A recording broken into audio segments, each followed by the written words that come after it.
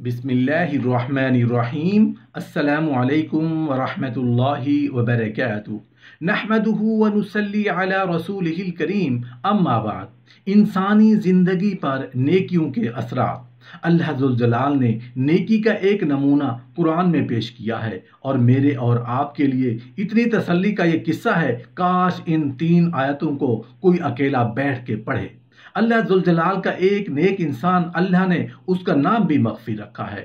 2 بچے جو یتیم تھے، باپ فوت ہو گیا تھا، باپ نے دیوار کے نیچے خزانہ چھپایا تھا۔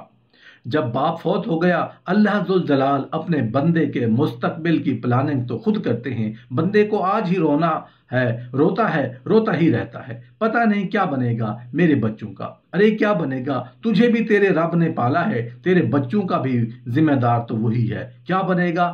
زیادہ سے زیادہ قبر بنے گی، وہ تو سب کی بن گئی، اور وہ بھی کچی، کیونکہ پکی سے تو منع کر دیا گیا۔ پکی قبر سے بھی منع کر دیا، اور اس پر کوئی تعمیر کرنے سے بھی منع کر دیا، اور اس پر کتبے لکھ کر لگانے سے بھی منع کر دیا، اور قبروں کو روندنا، اس کی بے حرمتی کرنے سے بھی منع کر دیا گیا۔ کیا بنے گا؟ جو تیرے رب کو پسند ہوگا وہی بنے گا۔ تمہیں رونا، یہ آج حالات بگڑ گئے، پتہ نہیں اب کیا ہوگا، بچوں کی تعلیم کیسے ہوگی۔ تیرا کام یہ ہے کہ تم اپنے آپ کو نیک بناؤ، تیرے بچوں کی پلاننگ تیرا رب کرے گا۔ میرا اور آپ کا یہ عقیدہ ہے، اور ہونا چاہیے۔ اگر پوری دنیا کے صلحاء اکٹھے ہو جائیں، ایک صحابی کا مقابلہ کر سکتے ہیں؟ بولیے، کل کائنات کے نیک لوگ اکٹھے ہو جائیں، ایک نبی کا مقابلہ کر سکتے ہیں؟ باپ نیک تھا، اس کے 2 بچوں کے لیے اللہ ذوالجلال نے حکم کیا دیا؟ 2 پیغمبروں کو، موسیٰ اور خاور علیہ السلام، اور کیا فرمایا؟ جاؤ میرے اس نیک بندے کی اولاد کا خزانہ کوئی اور نہ نکال لے، انبیاء کی جماعت ہو، تم دونوں پیغمبر بطور مزدور یہ دیوار بناؤ، کہیں میرے بندے کی اولاد کا مستقبل خراب نہ ہو جائے۔ اللہ نے نبیوں کو لگا دیا، لیکن اس کے لیے نیک بننا ضروری ہے۔ اس لیے عمر بن عبدالعزیز رحمۃ اللہ علیہ جب دنیا سے گئے تو اولاد کو جب وراثت ملی تو 1 دینار ملا۔ کتنا ملا؟ 1 دینار۔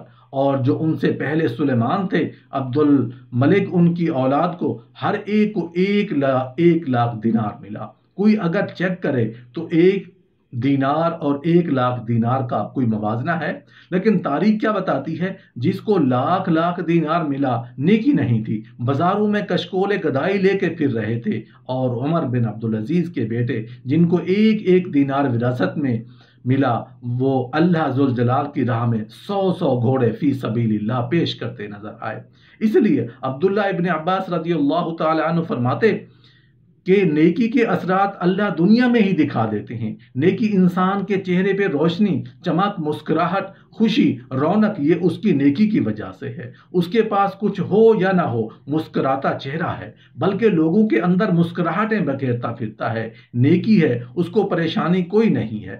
کیوں پریشانی ہو؟ اس کا رب اس کے ساتھ ہے۔ وہ پریشان کیوں ہو؟ اس کے دل میں بھی نور ہوتا ہے، روشنی ہوتی ہے، وہ زندگی کو انجوائے کرتا ہے۔ عبادت کے اندر نماز پڑھی خوشی ہوتا ہے، الحمدللہ اللہ ذوالجلال نے عبادت کا موقع دے دیا۔ تڑپتا ہے کب میرے ہاتھ میں قرآن آ جائے، وہ کون سی گھڑی ہوگی میں قرآن کھول کے بیٹھ جاؤں گا۔ کتنی سعادت کی وہ گھڑی ہوگی جب میری زبان پہ اللہ کا ذکر جاری ہو جائے، کیونکہ اس کے دل میں روشنی ہے۔ اس لیے روشنی والا دل جو ہے، اس کی سوچ میں بھی روشنی ہوتی ہے، اس کی سوچ کتابیں، اس کی زبان بھی روشنی کی باتیں کرتی ہیں، اس کا عمل بھی روشن ہوتا ہے۔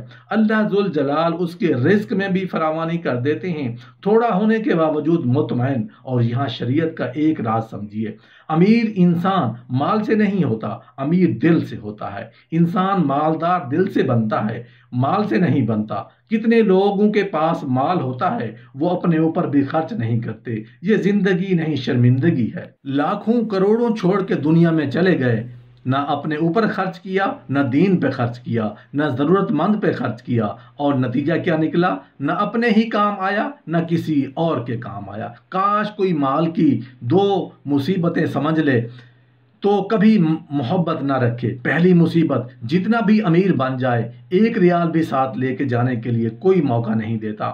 عقل مند سے عقل مند خیاط درزی سے کہہ دیں کہ چلو دو نہیں تو ایک ہی جیب لگا دیں، کچھ تو ساتھ لے جاؤ، نہیں لگائے گا، یہ پہلی مصیبت ہے۔ جوڑ جوڑ کے تھک گیا، ایک بھی ریال ایک بھی روپیہ ساتھ نہیں لے کے جاتا، اور دوسری مصیبت لے وارث ہی جاتے ہیں، لیکن حساب سارا اس کو ہی دینا پڑے گا۔ کہاں سے آیا تھا مال، کہاں سے کمایا تھا، اللہ ذوالجلال دے، لیکن حلال کا دے، واسع دے، جس مال سے اللہ کی قربت ملے۔ نیک انسان ہو تو پھر مال مصیبت نہیں، انسان نیک نہ ہو، مال ہو تو یہ انسان اس کو ہلاکت کی طرف ہی لے جاتا ہے۔ عبداللہ ابن عباس رضی اللہ تعالیٰ عنہ فرماتے ہیں کہ اللہ ذوالجلال اس کے جسم میں طاقت دے دیتے ہیں۔ بہت کمزور لوگ آپ کو نظر آتے ہیں، لیکن 10 لوگوں کا کام کرتے نظر آتے ہیں۔ کس وجہ سے؟ رب تعالیٰ نے ان کو ایسی طاقت سے، توفیق سے نوازا ہے کہ ان کی صلاحیتوں میں برکت ڈال دی ہے۔ عبداللہ ابن مسعود رضی اللہ تعالیٰ عنہ، جن کا نام آپ نے سنا ہوگا، یہ وہ صحابی ہیں جو بہت ہی باریک پنڈی والے تھے۔ اپنے استاد کے لیے مسواک اتارنے کے لیے درخت پہ چڑھتے ہیں، ہوا آئی ان کی ٹانگیں کانپنے لگ گئیں، باریک پنڈلیاں، صحابہ کرام مسکرانے لگ گئے۔ آپ صلی اللہ علیہ وآلہ وسلم نے دیکھ لیا، آپ نے فرمایا آپ کیوں مسکرا رہے ہو؟ آپ اس لیے مسکرا رہے ہو کہ عبداللہ بن مسعود کی پنڈلیاں بہت باریک ہیں۔ اس ذات کی قسم جس کے ہاتھ میں میری جان ہے، اللہ کی قسم جب ان پنڈلیوں کا وزن کیا جائے گا قیامت کے دن تو یہ احد پہاڑ سے بھی وزنی ثابت ہوں گی۔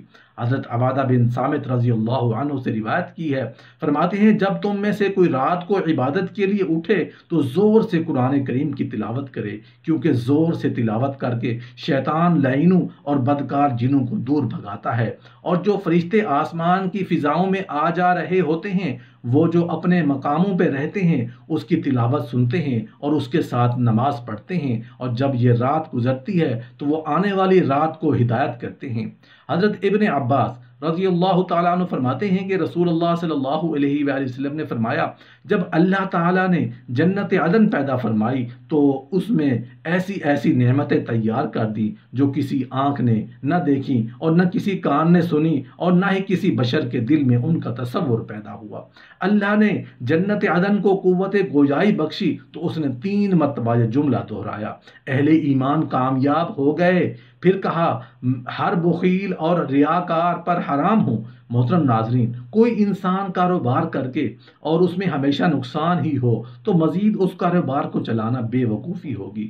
کچھ لوگ زندگی جی رہے ہیں مگر زندگی جینے کا نہ تو ان کو مزہ آتا ہے، نہ ایسے لوگ زندگی کے مقصد کو سمجھ سکے ہیں۔ تو پھر ایسی زندگی جینے کا کیا فائدہ؟ کچھ لوگ اپنی زندگی میں بڑے گھاٹے کا سودا کر رہے ہیں۔ اللہ پاک سے دعا ہے کہ بحیثیت مسلمان ہمیں 5 وقت نماز باجماعت خشوع اور خضوع کے ساتھ نماز قائم کرنے کی توفیق عطا فرمائے۔ اللہ پاک سے دعا ہے کہ مسلمانوں کو اپنے گھر کا بار بار دیدار نصیب فرمائے۔ اللہ پاک سے دعا ہے کہ ہم سچا پکا مسلمان بنائے اور رسول اللہ صلی اللہ علیہ وآلہ وسلم کے نقش قدم پہ چلنے کی توفیق عطا فرمائے، سنتوں پر عمل کرنے کی توفیق عطا فرمائے، صحت، خوشی اور خوشحالی والی زندگی عطا فرمائے اور ہمارا خاتمہ ایمان پہ فرمائے۔ اللہ پاک سے دعا ہے کہ ہم سب کو ملت اسلامیہ کو اعمال صالحہ کی توفیق عطا فرمائے، خاتمہ ایمان پہ فرمائے، اولاد صالح عطا فرمائے جو ہمارے لیے صدقہ جاریہ بنے اور ہماری آنکھوں کی ٹھنڈک کا ذریعہ بنے۔ آمین یا رب العالمین۔